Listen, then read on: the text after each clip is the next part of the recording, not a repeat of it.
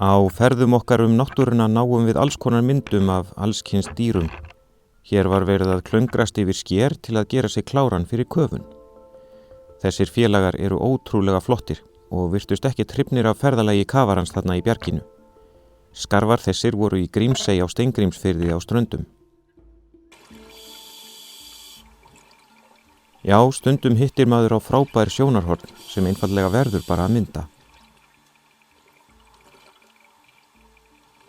Hér eru 2 litlir andarungar að synda og þetta er alveg nýtt sjónarhorn fyrir landkrabban að sjá.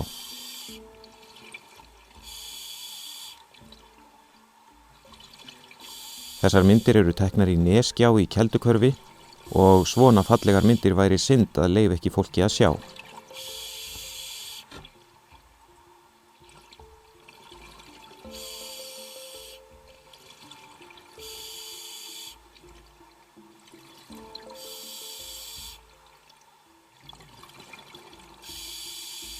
Hundur kafarans er oft með á ferðalögunum landið en heldur sig yfirleitt í landi enda geta hundar ekki kafað. Hér ákvað hann samt að athuga með húsbónda sinn, engu líkar en hann vilji bjarga honum úr þessari neðan sjávar prísund. Skilur auðvitað ekki að uppátækið hefur nú frekar öfug áhrif og truflar kafaran við myndatökurnar.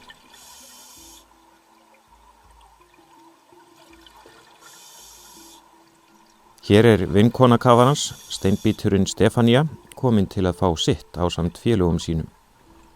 Þau eru orðin vön að fá góðgæti hjá erlendi kafara, en hér er Sæfur dóttir hans. Stefanía junior glefsaði í handlegg Sævarar sem fekk marblett af. Steinbítnum finnst hún greinilega vera óttalega lengi að framreiða veitingarnar. Svo er sagt að fiskar hafi ekki skap.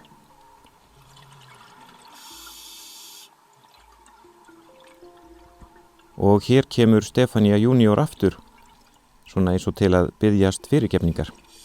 Það er auðvitað blíðu hóti í staðinn. Sérstætt að eiga gæludýr á hafsbotni.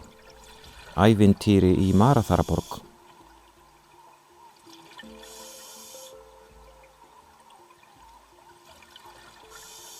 Og þessa bleikjutorfu rákumst við á í Nesgjánni í Keldukverfi líka. Hér er ótrúlega myndrænt og litfagurt umhverfi. Við bara urðum að sýna ykkur þetta. Svo hverfa þeir bara ofan í hóluna, silungarnir. En það getur þó reynst þeim skeinuhætt. Því við höfum séð silunga sem setið hafa fastir í glöfum í hrauninu og drepist þar. Margar eru hætturnar í undirdjúpunum.